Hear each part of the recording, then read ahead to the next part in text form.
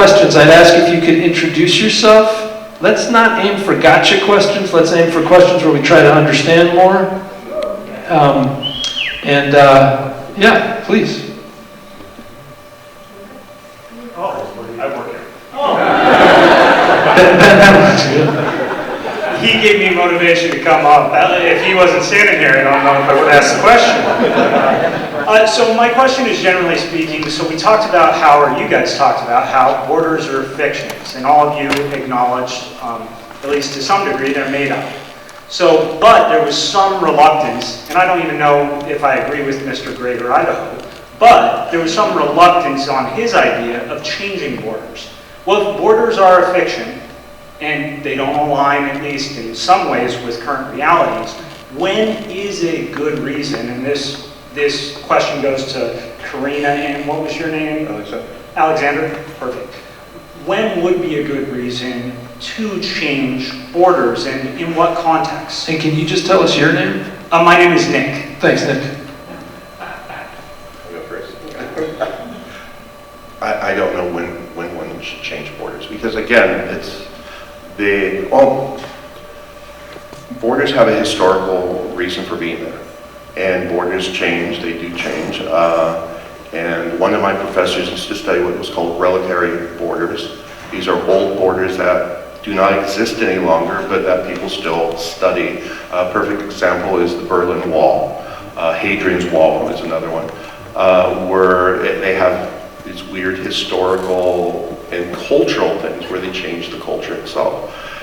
Is there a reason to change a border? A legitimate reason? I'm sure there is. I mean, it could be political alignments. It could be gerrymandering. It could be, but ultimately, when I cross into Multnomah County, into Clackamas County, and vice versa, it really doesn't really matter to me. Though once it did, when I got a police officer following me, I was like, I'm trying to get into Multnomah County before he gets in. I didn't make it. Actually, I was 3 feet into it, but. I mean, can I just say, when I was thinking about state borders, I was trying to think about my own experience with how they became a daily reality. And for me, it was actually crossing into and out of Arkansas when I was young, long-haired, driving out-of-state plates. And Arkansas, into and out of Arkansas, became an experience of state borders that I didn't want to have again. So it felt like a very visceral, a milder version of a boot, much milder, but I think there a little bit. Anything in response to Nick's question about if or when it makes sense to think about those borders? Hi, Nick. We went to college together. Oh, right. I thought he was going to ask me a gotcha question. I honestly don't think there's really a good reason to move borders at this point, just because, again, I think we need to deal with the issues as they are, just because of the way everything is set up for the way things all work. I don't necessarily think, I mean, even if you look at redistricting and the way we redistricted based on the population, it can always be different. I mean, it was a lot of focus on the Portland area and not a lot of focus on shifting districts out, politically for us in Central Oregon, that sort of thing. So I don't know. I think, to be honest, I would agree more with the dissolve of borders to really follow the water more and the environment more than I would the shifting in order for certain viewpoints to live on, Matt, is it okay if we go to the next question, because I feel like you've spoken to why we should shift state borders? Yes. It looks like Ben might have a question from LeGrand. I do. So one of the people viewing this conversation in LeGrand asks, how do you see borders, arbitrary lines, as preventing the free exercise of individuals' rights to self-determination of place? It's not directed at any one of you in particular. Will you say it one more time? Yes. How do you see borders, which are arbitrary lines, as preventing the free exercise of individuals' rights to self-determination of place? Yeah, so I'll answer that. I think that's what we're seeing in Eastern Oregon right now. Eastern Oregon is a very similarly minded area as far as the populace.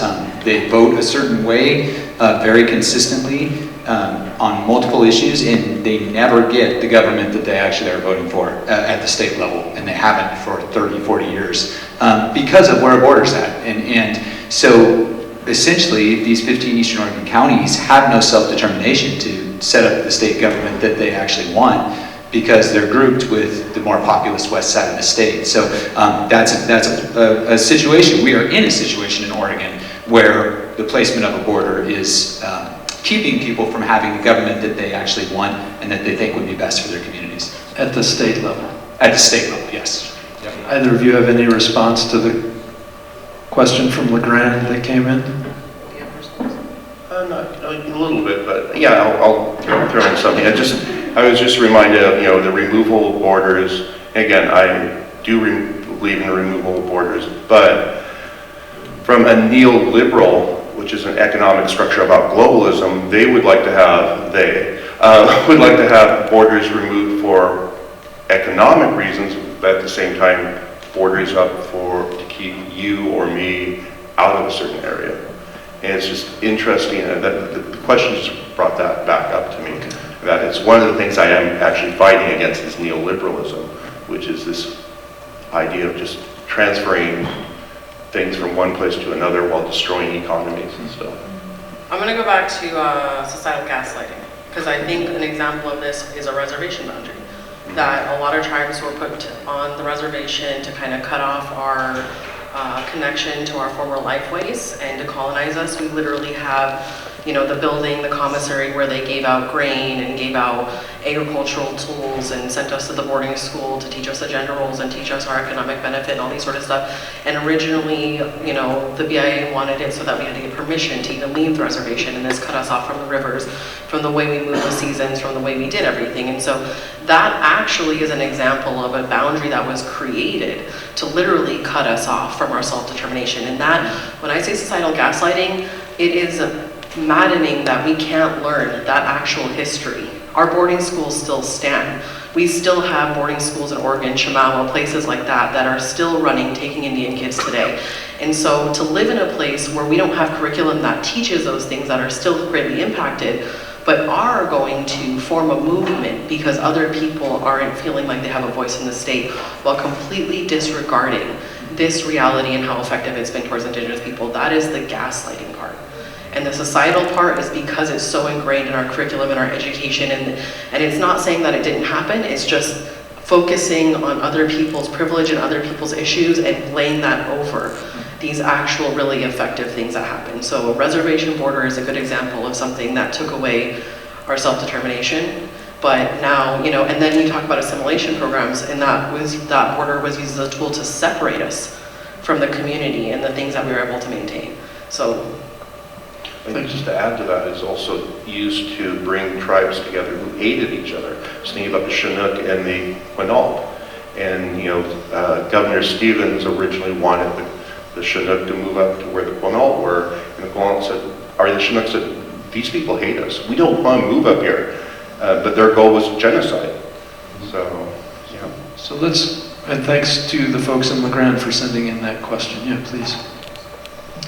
My name is Jennifer Walter. I am a retired attorney and a retired public school teacher. I'd love to talk about Indian issues, particularly like the mascot issue I was very involved in, but I'm going to present something about, my big question is, how important is the truth? And let me give you a little background on this. And then I'm going to ask what's going to sound, did I say this? I'm going to sound like a gotcha question. I don't mean it that way. But I worked for the Oregon Judicial Department for 4 sessions of the legislature. And I followed every single day. I was listening to hearings and listening to the floor debate. One of the things that the Greater Idaho Movement seems to be saying is that Eastern Oregonians don't have a say in what's going on at the state level. And I think that that's a false representation. And I'll give you 2 examples. When the Oregon Legislature was looking at coming up with a new minimum wage, that minimum wage was zoned, and that was done for the benefit of rural communities. So I think to say that that Eastern Oregonians don't have the ability to influence what is going on in Salem is inaccurate. Because, and then the other thing was, I was the marijuana expert. So when the referendum was passed, I listened to every single word about what was happening with the marijuana movement. And that was something where there was a county and city option that was done for the benefit of rural communities. So I have trouble being able to listen to what you are saying, your organization is saying, because I think you're presenting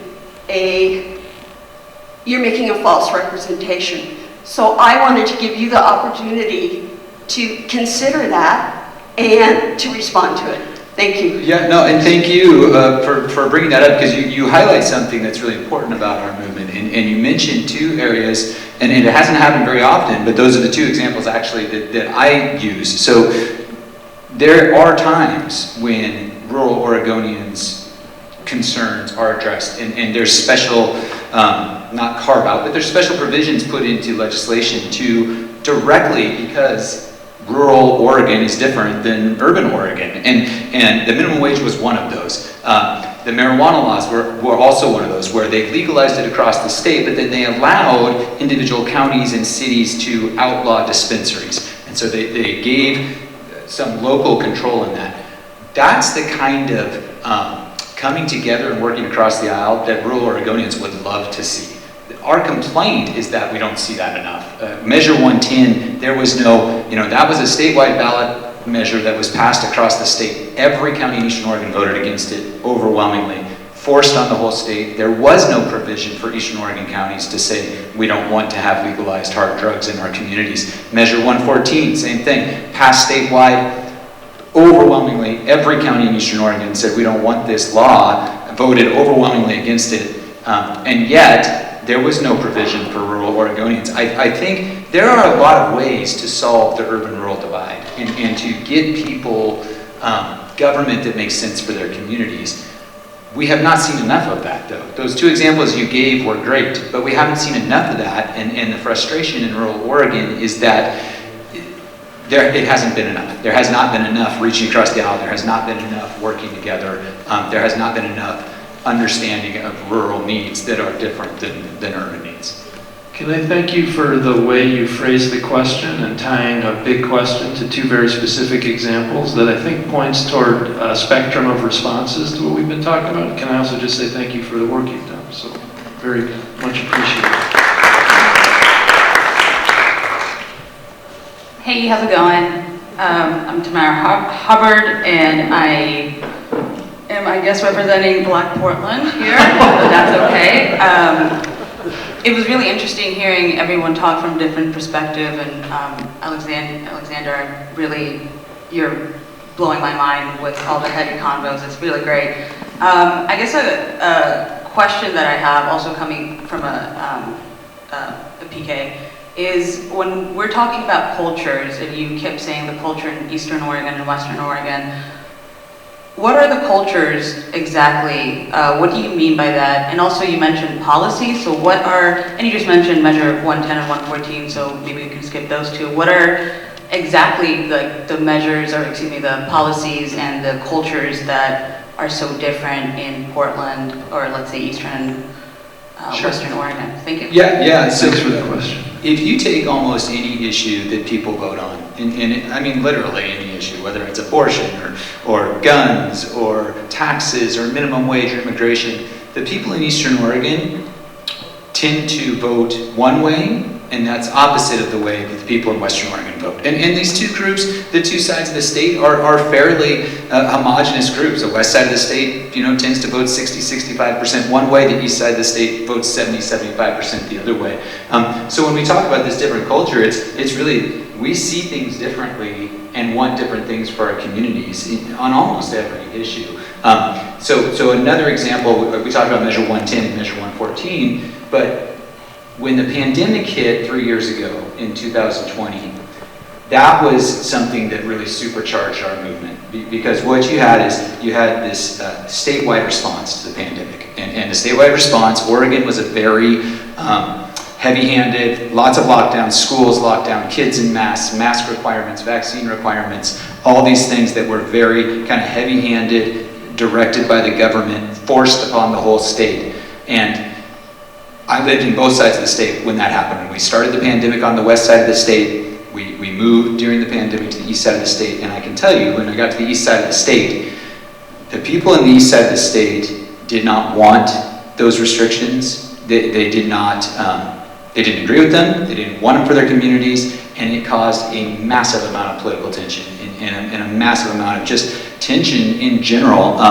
And so that was another example where our government chose not to recognize the differences between the east and the west side. Our government could have said, our state level government could have said, you know what, for these urban areas in the Willamette Valley, for people that want their schools to be shut, for people that want their kids to be in masks, we respect that, and we're going to allow you to put those rules in place. But for those of you in Eastern Oregon who don't want your schools shut, you don't want your kids in masks, you want your churches open, we're going to respect that and allow you to make those rules yourself. That didn't happen during the pandemic. And so what ended up happening is we had these school board meetings in Eastern Oregon where we'd never seen numbers like this. 100 people would show up to a school board meeting and they would say, we don't want our kids in masks. We don't want our kids in masks. And it's just person after person after person. We want our kids in school and we don't want them in masks. And these school boards said, I'm sorry, our hands are tied. We know that the community doesn't want this. We know that the overwhelming majority of people over here don't want these policies. There's nothing we can do, because the state was handing out fines to anybody that didn't go along with what the rules were. And it just caused massive, massive issues. I'm just gonna straight up disagree and call out that I'm speaking for only myself and not trying to represent a whole region of the state. And I will say, as somebody who came from one of these counties where we had people from the Warm Springs community show up to our school board meeting for 509J in Madras and had a ton of anti-maskers shouting over our community members, it's not accurate to say that people of East Oregonian felt this or these sort of things. That's just not accurate. Jefferson County's school is made up of 1/3 Mexican, 1/3 Native, 1/3 white, but we don't turn out in elections. And it's a lot because of this sort of narrative and this sort of conversation. And when you stand up and you say something, you have a target on your back. And I think, the pandemic, it did really put this divide in, but I think as a woman of color, it also really helped me identify who I am and am not safe around. Because it might not be necessarily that, being anti-mask means that you are racist and these sort of things, but it certainly aligns with these sort of areas, and there's these ways that we just need to be realistic with things. The people who wanted to be safe, who were being impacted by these health things that wanted these state policies to be carried out, were literally shouted over. And to not be able to acknowledge that there are connections in these things is ridiculous. And we have these conversations about, let's be realistic here. If we have people who can't care about our health and our safety and want to make this a political issue, could they speak up on this on our behalf? No. You think me and my friends have these conversations about, we don't want to talk about lynching, we don't want to talk about violence, we don't want to talk about these things that were very real for people of color in this state. But if I'm sitting in Madras and one of my peers who's white can't understand the concepts that I'm talking about and can't validate the very real experiences in my life, would I expect them to stop a lynching from happening 60 years ago? No. If we can't be realistic and cut through to what's really happening and keep having these conversations where things are not just laid out very clearly, we're never going to get anywhere. So I will say there were a lot of people in the community I'm from that is from rural Oregon that were just straight up plowed over. So I just want to make that clear. This looks like a very quick follow-up. Thank you, I really appreciate that. I just wanted to also remind folks that, Alberta Street was once red line, so when talking about borders, let's remember that. I haven't heard that yet, so just wanted to bring it.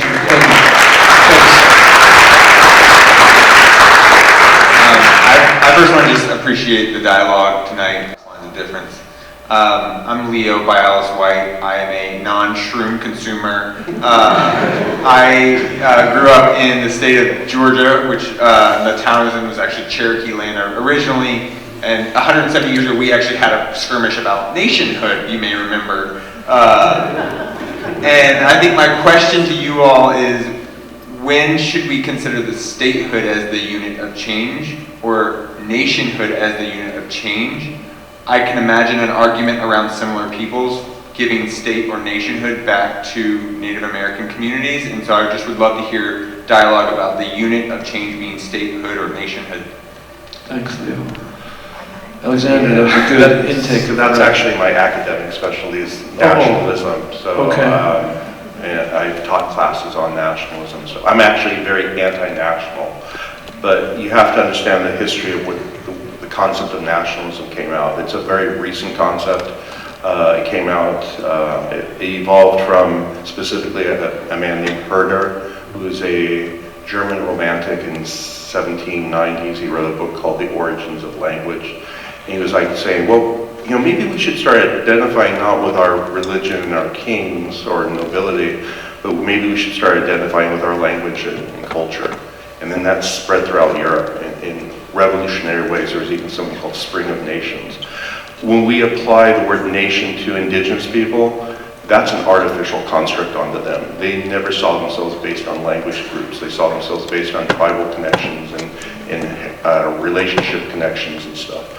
I would really avoid, I just avoid nations itself. It's like, you know, when I've had people say, well, Cascade is going to be a new nation. It's like, no, not to swear, because I almost said something, you know, the F word. It's not a nation. As for, so the question goes back to, do we do it based on state or nation? I would, again, hesitate on nation.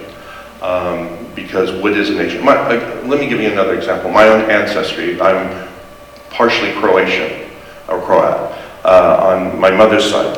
And where my grandmother was born was a place called Dubrovnik.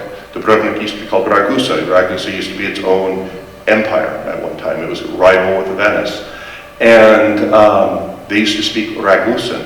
That language doesn't exist anymore, because all of a sudden now we're Croats, which is a brand new fictitious concept. You know, we used to be Serbo-Croatians, or we used to be Yugoslavs. Then that got split up, and now the two languages are very different. Another really modern concept is the idea of Ukrainian versus Russian. They used to be very similar languages. Now you're hearing, oh, Ukrainian is far closer to Bulgarian, or not Bulgarian, Macedonian and Polish. And it's like, when did this come about? And it's because people started doing what I call ethnic or linguistic cleansing. They start removing words that are, well, that's more associated with Russian, or that's more associated with Serbian. And so they start picking and choosing. So I avoid nations and stuff like that, that concept. Again, indigenous people, I would say that's indigenous nations, but that's a colonial, you know, imposed concept onto them. So, yeah, anyway. Can I, Carina, ask if you have a response to Leo's question about states, nations, that unit, which is the unit to focus on? It's not a short one. I think, again, we just have to go from where we're at and work out the issues we have, and we can't really shift those things yet. We just have to keep having these hard conversations, and it's hard because I really hate people say find the middle ground, because for the people who are, you know, the more traditionally oppressed ones, that means we have to always just turn the other cheek, turn the other cheek, turn the other cheek. That's what that means. So, but I don't think nationalism is the answer. Is it okay if I go to, you gotta? Well, I was just going to say, you know, I think the goal is self-determination. The goal is that people know how they want to organize their communities the best. And so whatever makes sense to allow people, similar peoples and groups that self-identify, to be able to make their communities and the rules and the government for their communities that makes sense, that's what we should encourage. In the case of Oregon, we've chosen to move a border for the state because in the case of Oregon, it's really pretty clear-cut. The east side is very different than the west side. It's geographically, there's a nice dividing line. It would make a lot of sense to just move that border at the state level. That may not be true in every state, however, and there might be other ways to get more self-determination for communities. Can I ask something? Sure. And though I just advocated mushrooms, I've never taken mushrooms. I've studied them all my life. You know what though? Except for the kind you get in cans and stuff like that. Also, Alexander the Knight is young. Renee, thank you. former life, I was tall. That's me. As an Indigenous woman, my name is Renee Romanos, Pivawanat. Greetings, good day, everyone. I was born here in Oregon. I've lived on both sides of the mountain. I grew up on Mount Hood, near Mount Hood, and my undergrad is from Eastern Oregon University, and I lived over there for several years. I loved it. I don't see the point in destroying the relationships that we have as Oregonians. If you like Idaho, you're welcome to move there. My feeling as a person from this state is that we need to come together, not separate. We need to support our tribes. We need to honor the treaties. We need to honor each other. If you have a different way of living and believing, great. Let's have conversations about that. Let's find commonalities where we can improve our state rather than cut it down the middle. We don't even acknowledge Puerto Rico. People get stopped without a passport. They're like, you can't go, it's an international flight. No, Puerto Rico is a US territory. Let's make that a state before we start cutting up other states. So that's my opinion, and I would like to know how you see us going forward as a state. Is it chop it down the middle? Because as Indigenous people, it's been chopped a lot. The Native people of Oregon have suffered tremendously by this chopping, by this creation of borders. We say the border crossed us, we didn't cross the borders. And for my sister from Warm Springs, my hands go up to you for your courage, your strength, and I know you have to go the extra mile, because I do it too. I've been told to go back to my own country. As Charlie Hill, the native comedian, says, then I went and put a teepee up in their backyard. We shouldn't have to do that. Yes, we greet these things with humor, because that's what gets us through as Indigenous people. But you and I, we need to understand this is our state, and if you're making a decision that affects you right now and your constituents, I'm sorry, I don't know if you're in office or not, but your neighbors right now, what's it going to do for the 7th generation? How is that going to benefit the planet? How is it going to benefit the 7th generation yet to come? Many Native communities, we make decisions for 7 generations ahead. This is not ours. We are entrusted with this land and these waters and these mountains and these resources from our great-great-great-great-grandchildren. We have a responsibility to them to get along, to find commonalities. How do you see us moving forward as a state to find those commonalities and build ourselves together as a state rather than tear us apart? Yeah, thank you for that comment, and there was a lot there, but moving the border is one solution. We have a problem in this state, and the problem is we have two very different cultures that are growing further apart, and it's an unequal relationship. One of those cultures has almost complete dominance over the other politically, and so that causes problems, that causes tension, that causes frustration. It's not an equal relationship, and so I've heard a lot of people say like, oh, well, political tension's good. Political tension might be good when you're in complete control, but when you have no control and you have no ability to organize your communities the way that makes sense, it doesn't feel very good. And so there's a lot of different ways that our state can move forward and recognize and get more voice and get more local control to Eastern Oregon communities. It just hasn't happened. This Greater Idaho came about because of that unequalness and that cultural divide, and it's a solution, and it's a solution that when we're asking voters in Eastern Oregon, 60% of the people that are voting in Eastern Oregon are saying, we want to pursue this. We see this as the solution that makes sense for our communities, and we need to respect that. These communities, these are people that know their communities better than anybody. They feel like they have no voice, they feel like they have no political power, and they see this as a solution that they want to move forward. I don't know if Alexander or Carina, do you want to respond to Renee's question about moving forward? I see maybe one or two more questions before we get to I guess I actually just want to ask another question, and that's what about all the people who live in these communities who don't believe in Greater Idaho? How are you advocating for that? Yeah, I'd like to, can we leave it as a question for now, or do you want to? We'll leave it. Okay, I mean, I want to make sure that the three of you that this doesn't become that we're just. We can talk afterwards, Carina. Yeah. Maybe. I want everyone to hear the answer. Okay, well, if it makes sense to try to respond to that, will you ask it one more time then? Well, I mean, because I think that's the real question, is you're speaking about the group of people like you're representing everyone, but you're not. And so Sure. if this isn't to be cut up, how are you advocating and representing people? So you're never going to have 100% agreement on anything or in any place or anybody in any community. But you do have kind of an overwhelming, like not overwhelming, but a strong majority of similar thought. And so, right now, Eastern Oregon is forced into a relationship with Western Oregon that they don't want to be in, and doesn't make sense for their communities.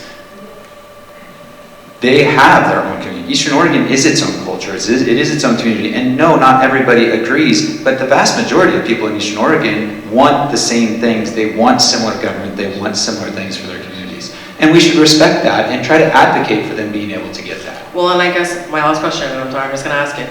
Do you really think that people who are advocating for Greater Idaho are the most disenfranchised people in these communities?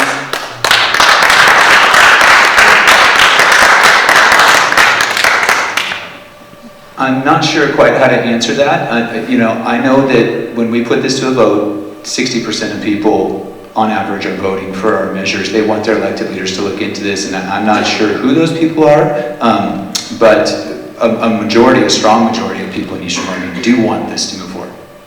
But is the answer yes or no? Are they the most disenfranchised? I have no idea. I don't know.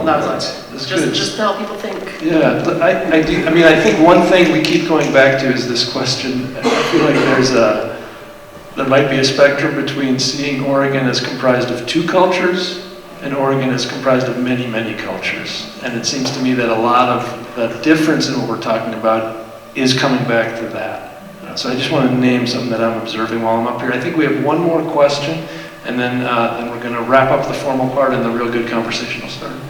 Hi there, I'm Rayleigh, and I was just curious, why does Greater Idaho want to specifically split like Oregon and Idaho the way that it does? I mean, I grew up in western rural Oregon, which is politically very the same as Eastern Oregon. So why is that not included? Like, why are some, I mean, the majority of Oregon, rural Oregon especially, is very politically Eastern Oregon, they have the same ideas and politics. So why is it that split? Where's like the reason? Yeah, great question. So when this movement started, and I wasn't part of the movement at that point, but when the movement started, they looked at the way people voted, and they said it would make more sense for these counties that vote consistently this way to get state level government from this state that has that kind of government. And so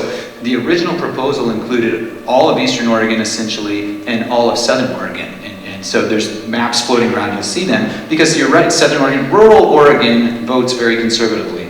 But our movement's about self-determination, and we made a decision early on to go directly to voters and ask them, instead of doing something to voters, go to voters and say, do you want your elected leaders to look into doing this? And so we've gone to a vote in 12 Eastern Oregon counties, and we've won all 12, assuming that our Wallowa County vote that's going on right now stays in our favor. We're winning currently, but the election's not finalized. But we've also gone to a vote in 2 Southern Oregon counties, and we lost both of those votes. The people of Southern Oregon, though they tend to vote very conservatively and have their own kind of unique way of looking at life, they were not interested in pursuing being part of Idaho.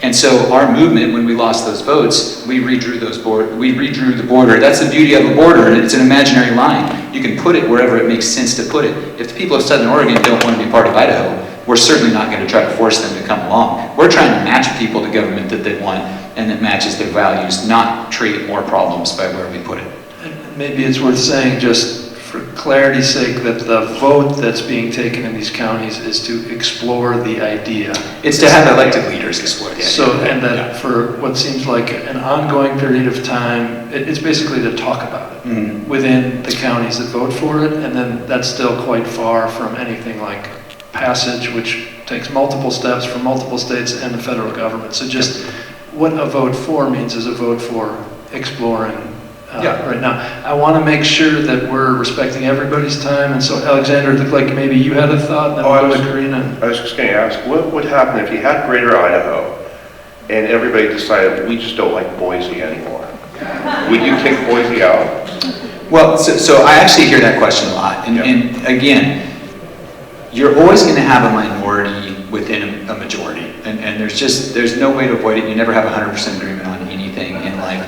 Where it makes sense to match people to government that they want, we should try to do that. You know, Eastern Oregon, as I mentioned, part of the reason why this movement makes sense is because Eastern Oregon borders a state that is very similar to them in almost every way. And so it would make sense to move that border and get them that government. In a case like Boise, it would be landlocked.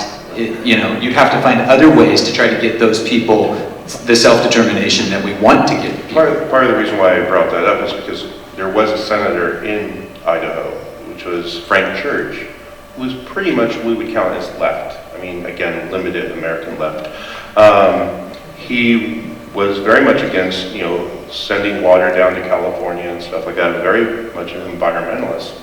So it shows you that Idaho isn't this monolithic idea either. Plus, that again, political structures or political ideologies changes all the time. Again, we used to have 2 Republican governors who were pretty much what we count left today. And I should just say that I know there are people from Idaho that have been watching this tonight, and I think curious about the shape of the conversation in their state and the effect on their state. And the people that I know in Idaho who are weighing in come from a range of perspectives, a wide range. So just want to put that out again with this question of 2 or many. I want to go to Carina. If there's anything in your head you want to leave us with before. Can I go last? That's what I'm asking. You got last word here. Oh, well, no. I think we're already. Oh, this is it. This is the last word. You got it. What do you want to say? I think that we all really came here to talk about things that we're passionate about, but at the end it was just to have this conversation, and I hope that people can really feel how painful and how beautiful my life has been, and maybe heard some of the things about some of the work that we're doing, and learned a little bit about, the kind of stuff that tribes are dealing with and that people are dealing with, and just can think about some of these things in a different way. So I think, borders they're in place, and I think it's important. I'm actually very appreciative to have shared the stage with these folks. It was probably not something I would have organized, but again, I come from a conservative place, and I have to go into rooms where people don't think I belong there and don't think that I should have the kind of rights I do, and I have to work with them, and I have to work with policy that is going to be harmful to our people for a long time. So I think, again, we got to hold on to each other and work it out. So thank you.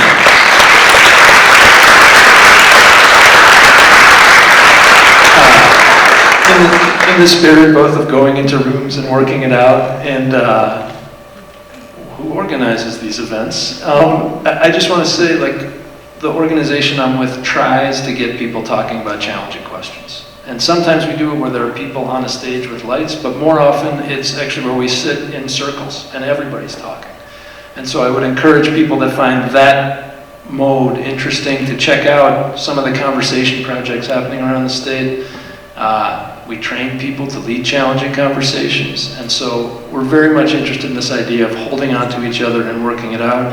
I want to thank you, all 3 of you, again, for really committing to this and talking with each other and with all of us, and I want to thank all of you for sticking with this and being so present for the evening. Let's formally call it good, and let's keep talking to the extent that you feel comfortable informally. Thank you very much.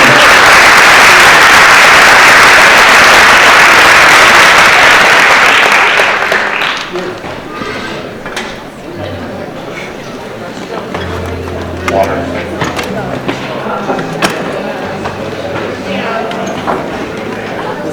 Yeah.